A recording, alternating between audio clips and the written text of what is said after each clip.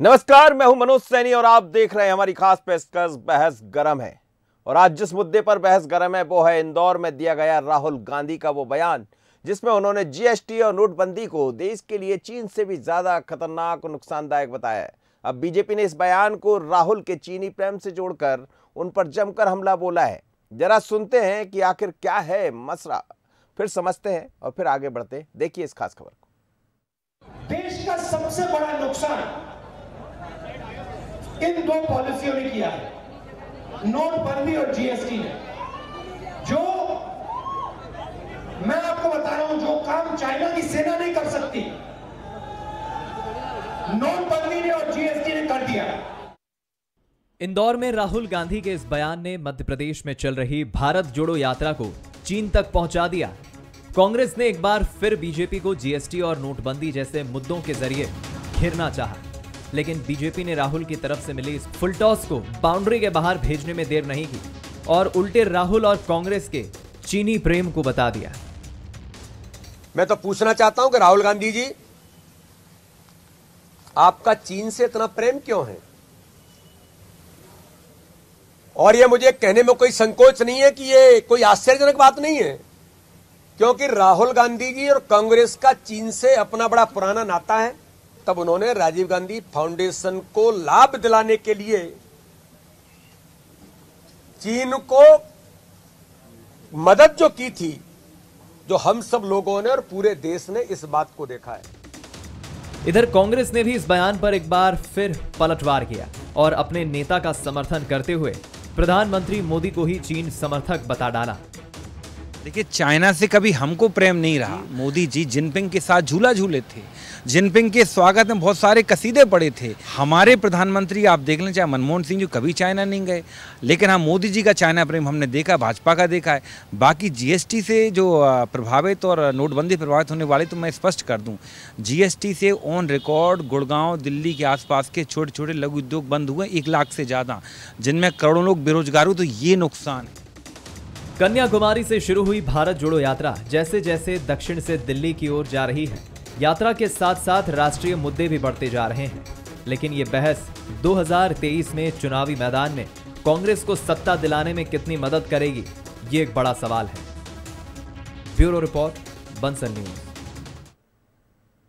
तो राहुल गांधी की यात्रा कश्मीर से कन्याकुमारी तक है, कन्याकुमारी से कश्मीर तक है, लेकिन बड़ी बात यह है कि इस यात्रा में कई रंग भी नजर आ रहे हैं और इसके जरिए वो अपनी बात तो रख ही रहे राहुल गांधी, लेकिन जहां मौका मिलता है वहां भारतीय जनता पार्टी की केंद्र की सरकार, राज्य की सरकार पर हमला भी बोलते हैं। आज भी उन्होंने कई मुद्दों पर बातें की है, लेकिन बड़ी बात यह है, क्या चाइना की सेना से जीएसटी और नोटबंदी की तुलना की जा सकती है?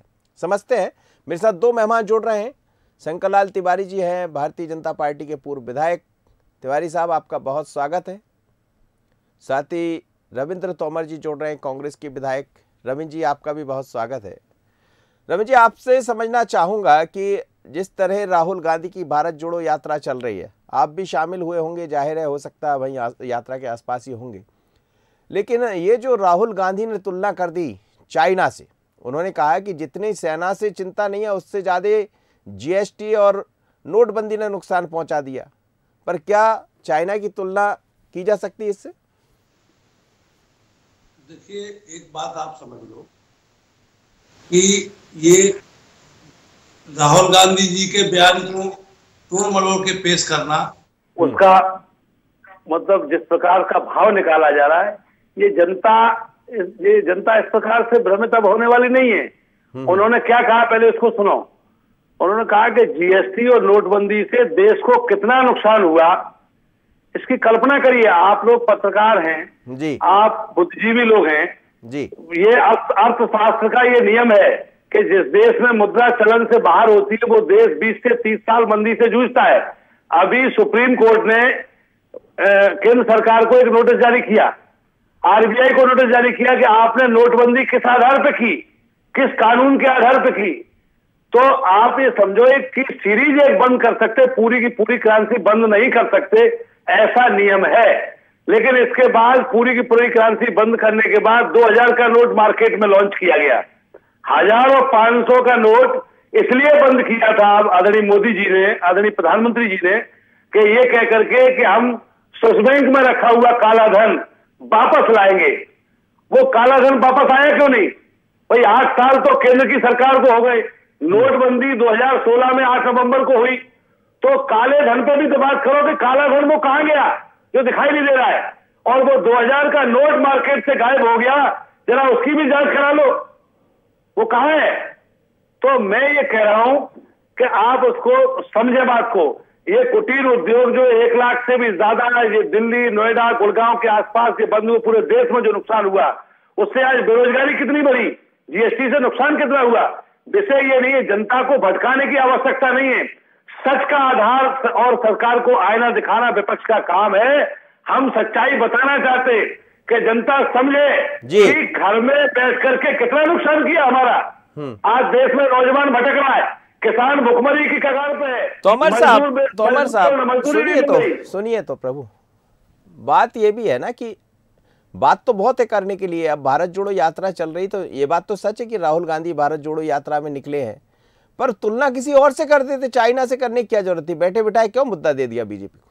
नहीं, मैं ये कह रहा हूं, मैं एक बात समझिए आप, बात का भाव मैं आप कह रहे हो, उन्होंने क्या कहा मैंने नहीं सुना, मैं तुम्हें आपको बता रहा हूं, आप कह रहे हो मैं सुन रहा हूं। चलिए सुन लेते, पहले आप बयान सुनिए, पहले आप बयान सुनिए। नहीं, आप बयान सुन लीजिए। आप डिबेट किससे कर, आप डिबेट में हमको बैठा रहे ना, मैं कह रहा हूं उसको सुनिए कि देश में नोटबंदी जीएसटी से नुकसान हुआ या नहीं हुआ, ये पूछ रहा हूं मैं आपसे, हुआ या नहीं हुआ बताओ। इसको केवल एक लाइन में बता दो मुझे, उससे नुकसान हुआ या नहीं हुआ।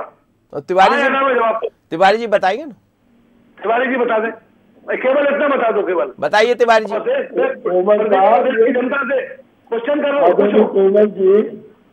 आदरणीय तोमर जी नोट में बताइए, आरोप और प्रत्यारोप की राजनीति कब तक चलेगी इस देश में?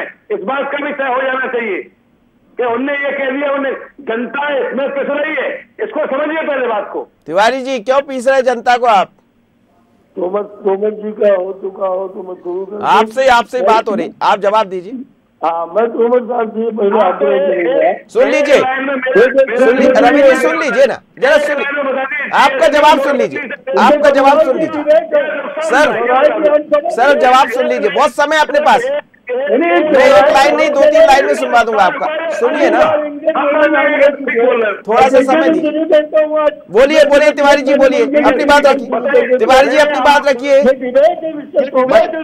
बताइए तिवारी जी, तिवारी जी बोलिए, तिवारी जी बोलिए, राहुल जी के साथ घूमिए, हम आपको धन्यवाद करेंगे, बधाई देंगे। तिवारी जी बोलिए, बोलिए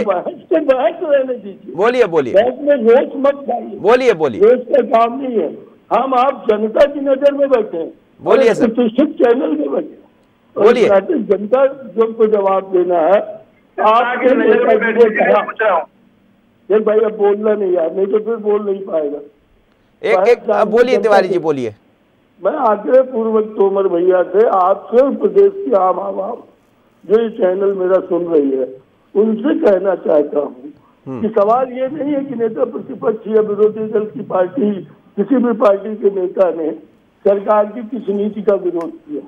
आज का सवाल जो है मेरी समझ में जो अभी आया है, अगर गलत हो तो आप स्पष्ट कर देना, सवाल ये नहीं है कि जीएसटी का इन्हें विरोध किया या जीएसटी पर ये कुछ बोल गए। प्रश्न ये भी नहीं है कि जीएसटी और नोटबंदी का इन्हें पहली बार कोई विरोध किया है। नोटबंदी के विरोध में, नोटबंदी का मंदोदरी विलाप इन्होंने सालों किया और एक सूत्री जीएसटी का और इसका सबका विरोध किया। उसके बाद देश में जनता ने न इनकी नोटबंदी का मंदोदरी विलाप सुना, न इनका जीएसटी पर कोई रोना सुना, न गाना सुना। और प्रदेश के अंदर मोदी जी की लोकप्रियता, भारतीय जनता पार्टी की नीतियों की लोकप्रियता और जीएसटी के माध्यम से देश की आर्थिक स्थिति कोरोना के बावजूद भी और जो आई है वो सारी एक बहस का विषय हो सकती है। और मैं विनती करना चाहता हूँ कि क्या चाइना से बात करके, चाइना के प्लेटफॉर्म को खड़ा करके, चाइना का उदाहरण देके देश की किसी नीति पर विरोधी दल के नेता को आक्षेप करना चाहिए क्या? ये बचपना नहीं है मेरे बंधु। मैं कोई आलोचना नहीं कर रहा हूँ, पर आप जीएसटी का खुद विरोध करते, खुद करो, पूरी ताकत से करो, जनता समझ जाए, बधाई हो तुमको, नहीं समझे ठेगा दिखाए तुम। तिवारी जी, उनका एक सवाल था। तिवारी जी, मेरी बात पूरी हो जाने दी प्लीज। धारा प्रभाव कहिए, बोलिए। धारा प्रभाव के प्लेटफॉर्म में बैठ के बात होगी क्या? बोलिए। चाइना की आप गुपचुप यात्रा करोगे, चाइना से आपके संगठन फंडिंग लेंगे, चाइना का नाम लेकर के आप देश की नीति, देश की केंद्र की सरकार की आलोचना। मैं सोचता हूँ ये कौन सा चरित्र है राष्ट्रीय नेता का और राष्ट्रीय पार्टी का? सच है कि खड़गे जी को, राहुल गांधी को कहना चाहिए, राहुल जी जीएसटी का विरोध पार्टी कर रही है और नोटबंदी का भी पार्टी शुरू से कर रही है, और इसमें चाइना, पाकिस्तान और इटली का क्या मामला है? इनकी नाम लेके, उदाहरण देके राहुल गांधी अपनी चाइना परस्ती या विरोध भक्ति से कांग्रेस को क्यों बर्बाद करना चाहते हैं? तोमर जैसे नौजवान दौड़ रहे हैं देश में कांग्रेस को खड़ी करने के लिए, जी, जो उसकी साथें खड़ी हो जाए। चलिए अब सुनिए तिवारी जी, वो ये पूछ रहे हैं, तिवारी जी, भाजपा को कोई लेना देना नहीं है, ये कांग्रेस खुद चिंता करे। तिवारी जी, पूरी यात्रा में वाड्रा का क्या मतलब था? वाड्रा के आने से क्या स्थिति बनी, इसका सर्वेक्षण कांग्रेस के लोग करा ले। कन्हैया सिंह के आने के बाद क्या स्थिति बनी है उस यात्रा की, इसका पता लगा ले। कांग्रेस के लोग मुझसे गोड़ के बैठ गए।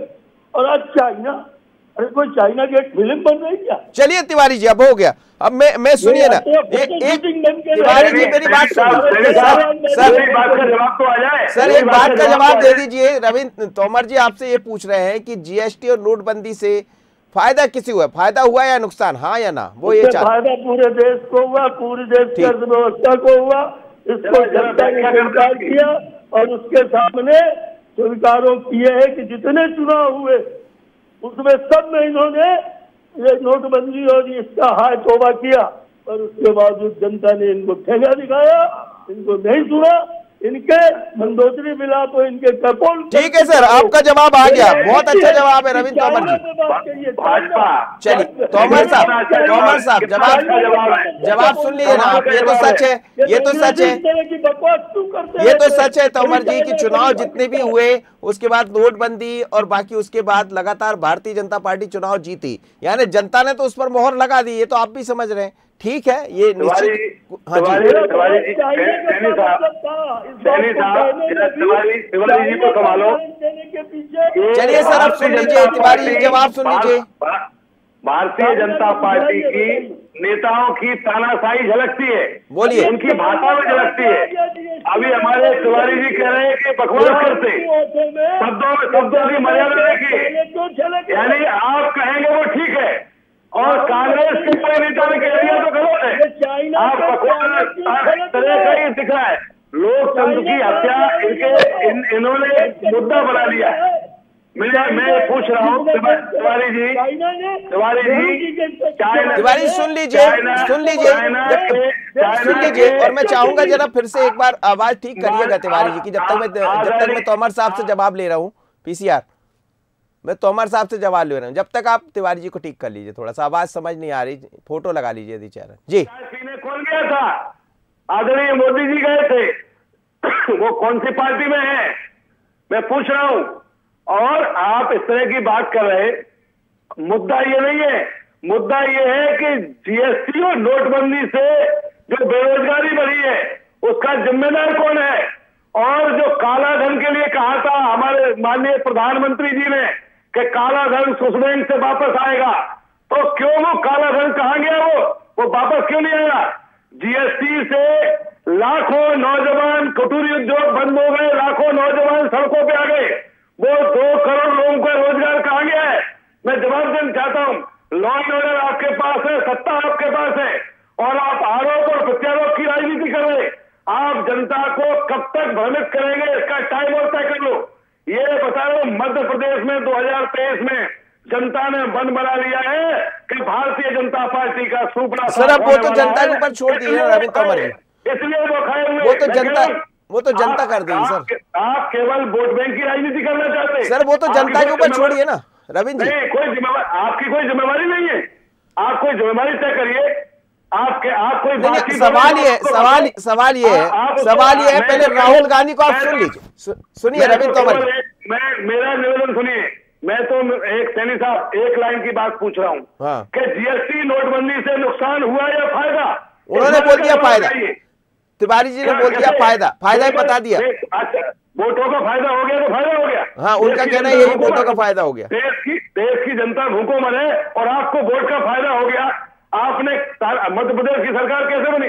धनबल पर चुनी हुई सरकार है, ये फायदा है जी। अब आप जरा सुन लीजिए, राहुल गांधी जी को सुन लीजिए सर कि वो बयान कौन सा है जिसको लेकर मैं चर्चा कर। राहुल गांधी ने कहा क्या है, क्यों ये विवाद है, क्यों भारतीय जनता पार्टी के प्रदेश अध्यक्ष सवाल खड़े? सुनिए ना सर, सुन लीजिए, मैं फिर आपको जवाब। राहुल गांधी को सुन लीजिए जरा। देश का सबसे बड़ा नुकसान इन दो पॉलिसियों ने किया है, नोटबंदी और जीएसटी ने। जो मैं आपको बता रहा हूं, जो काम चाइना की सेना नहीं कर सकती, नोटबंदी ने और जीएसटी ने कर दिया। देश का चलिए, वो कह रहे हैं कि जो काम चाइना की सेना नहीं कर सकती वो काम नोटबंदी और जीएसटी ने कर दिया। दोनों मेहमान मेरे साथ जुड़े हैं, उसी पर तोमर साहब एक लाइन में जवाब दीजिए। मैं तिवारी जी के पास जाना चाहूंगा, वो जो कह रहे हैं उसका जवाब दे दी। वो कह रहे हैं कि जो काम मैं दे रहा हूं जवाब, मैं दे रहा हूं। आपसे जवाब ले। मैं तो ये पूछ रहा हूँ, लॉ एंड ऑर्डर किसके पास है? और लॉ एंड ऑर्डर जिसके पास है वो जवाब देगा कि नोटबंदी और जीएसटी से फायदा हुआ या नुकसान। एक लाइन में जवाब चाहिए। आपको चुनाव से फायदा हो गया, आपको वोट मिल गए, आपने नोटबंद धनबल के आधार पर सरकार गिरा दी मध्य प्रदेश की, आपने सरकार बना ली, तो ये फायदा आप फायदा नुकसान चाइना से तुलना करना ठीक है क्या? आप केवल फायदा नुकसान की राजनीति कर रहे हैं। मैं पूछ रहा हूँ आपसे, मैं पूछ रहा हूँ। और चलिए अब सुन लीजिए सर, अब सुन लीजिए जी। केवल मुद्दा बनाते हैं तिवारी जी, तिवारी 75 साल में। सर अब सुन लीजिए, सुन लीजिए तिवारी जी, तिवारी जी को बोलिए तिवारी जी। मैं आशीर्वाद मांगूंगा कि बहस को सार्थकता मिले। बहस की सार्थकता जब होगी जब बहस के मुद्दे को तो कम से कम समझ ले तोमर साहब। सर बोलिए। बहस ये नहीं है, मैंने अपने प्रथम कथन में कहा है कि आप जीएसटी का विरोध करिए भाई। आपने पहले भी छाती पीट के नोटबंदी का विरोध किया है, अभी एक नया सिगुफा फिर आप ले आए।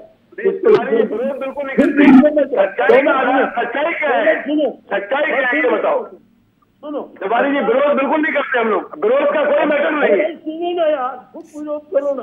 सुन लीजिए तोमर साहब, सुन लीजिए। तकलीफ है कि ना आप विरोध करते हो, ना आपको विरोध करना आता है और ना आपके पास कोई समझदारी है। यही बहस का विषय है कि इस सारे जीएसटी के विरोध में, नोटबंदी के विरोध में चाइना कहाँ से आ गया? चाइना का क्या लेने देने थे मेरे भाई? क्या देश की सरकार का, जो हमारे देश की सरकार है उसके प्रधानमंत्री का विरोधी पार्टी विरोध करने के लिए चाइना के मंच का उपयोग करेगी? ये शर्मनाक है, ये निंदनीय है। इसकी जितनी फूफू हो सके करना चाहिए। कभी आप गुप जाके चाइना में भेज करोगे लोगों के राजनीतिकों से, जबकि आपकी कोई स्थिति उसको गोपनीय रखोगे। कभी आप चाइना से फंडिंग में पकड़े जाओगे।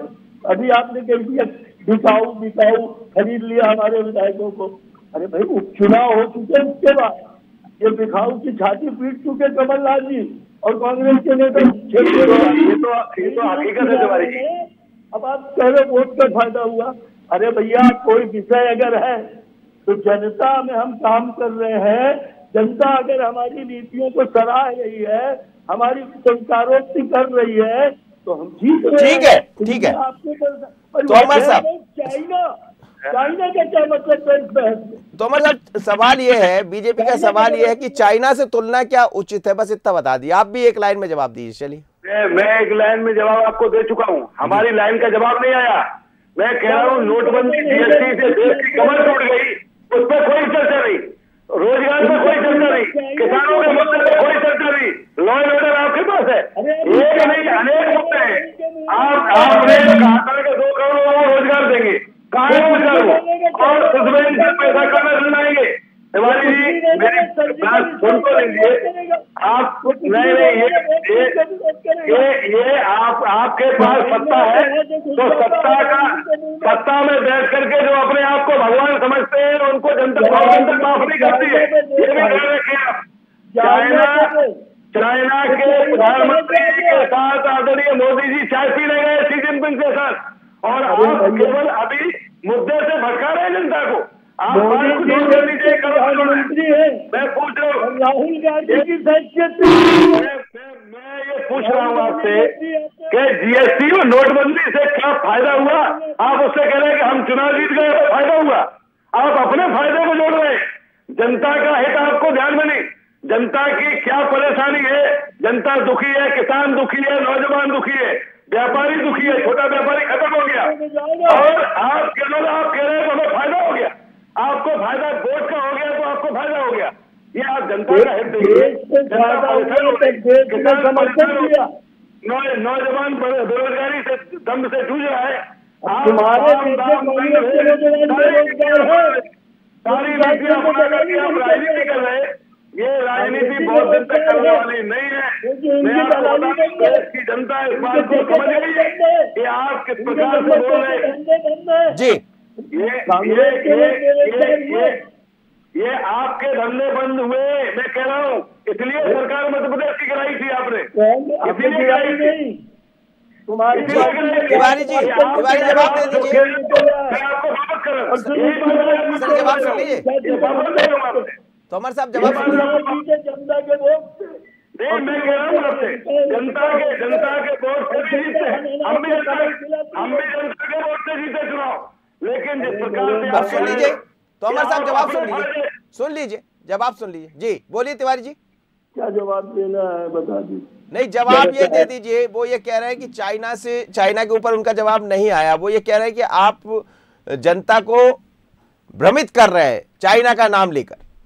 देखिए, मेरे लिए कोई आश्चर्य की बात नहीं है, और देश के लिए, क्योंकि देश भी जान गया है कि राहुल जी कब क्या भोगेंगे, कब आलू से सोना बनाने लगेंगे, कब चाइना की गुपचुप यात्रा में चले जाएंगे, कब रिकॉर्ड की जब जांच होगी तो नेशनल हेराल्ड और कांग्रेस की संस्थाएं चीन की फंडिंग प्राप्त करती हुई पाई जाएंगी। इसलिए मेरे को आश्चर्य नहीं है कि राहुल भैया के मुंह में चाइना का प्याला क्यों छलकता रहेगा। ऐसी क्या बात है? आप देश के विरोधी दल के नेता हो, आप देश की सरकार का विरोध करो, पर आप चाइना कहाँ से आ गया? इसलिए मैं निंदा करता हूँ गंभीरता के साथ। हालांकि वो निंदा के लायक नहीं है, वो वही बबलू पपलू वाली बात है। मैं कहूँगा लोगों को खराब लगेगा, मैं कहना भी नहीं चाहता। रविंद्र जी, उनकी वो जाने। रविंद्र जी बोलिए, बोल लीजिए सर, समय नहीं है। जयराम रमेश माता उनका बोलना तो पहले बंद हो जाए, उनके चाइना उनका मन तो पूरा हो जाए। आप बोलिए सर, सुनाई दे रहा है। कमर जी बोलिए। तिवारी जी की भाषा में झलकता है कि तानाशाही है भारतीय जनता पार्टी की। भारतीय जनता पार्टी की तानाशाही उनकी बात में झलक रही है। मुद्दे की बात मत करो, मुद्दे से लोगों को भटकाओ, लोगों को बेरोजगारी में झोंको, लोगों को मंदी के धरते। ये जीएसटी में आटा, दाल, चावल, दूध, दही, घी, शक्कर सब पे जीएसटी लगा दी। ये सबका साथ सबका विकास हो गया इससे। जी चलिए सर, चलिए मैं समझ गया हूँ सर। बहुत धन्यवाद रविंद्र तोमर जी, विधायक जी, साथ ही शंकरलाल तिवारी जी, पूर्व विधायक, आप दोनों मेहमान मेरे साथ जुड़े, आप दोनों का बहुत बहुत धन्यवाद। लेकिन मध्य प्रदेश में राहुल गांधी की भारत जोड़ो यात्रा का आज 6वां दिन है और लगातार यात्रा चल रही है। अब उत्तर दिखाई देगी उज्जैन में बाबा महाकाल की नगरी की तरफ राहुल गांधी बढ़ रहे हैं, लेकिन इंदौर में उन्होंने एक ऐसा कुछ कह दिया। हालांकि उनके कहने का मकसद मतलब यही रहा होगा कि जीएसटी ने बहुत नुकसान पहुंचाया, नोटबंदी ने बहुत नुकसान पहुंचाया, लेकिन बड़ा सवाल इसलिए खड़ा हो गया कि तुलना चाइना से कर दी और बीजेपी तो बैठी है। यदि आप चाइना की बात कर देंगे तो फिर कहां छोड़ने वाली है। इसीलिए आज बहस गर्म है और अब आगे क्या बयान आएंगे, कहीं ऐसा ना हो फिर कोई बयान सामने आ जाए और बीजेपी को बोलने का मौका मिल जाए और ये बहस गर्म होती रहे। मुझे दीजिए इजाजत, बने रहिए बंसल न्यूज पर। नमस्कार।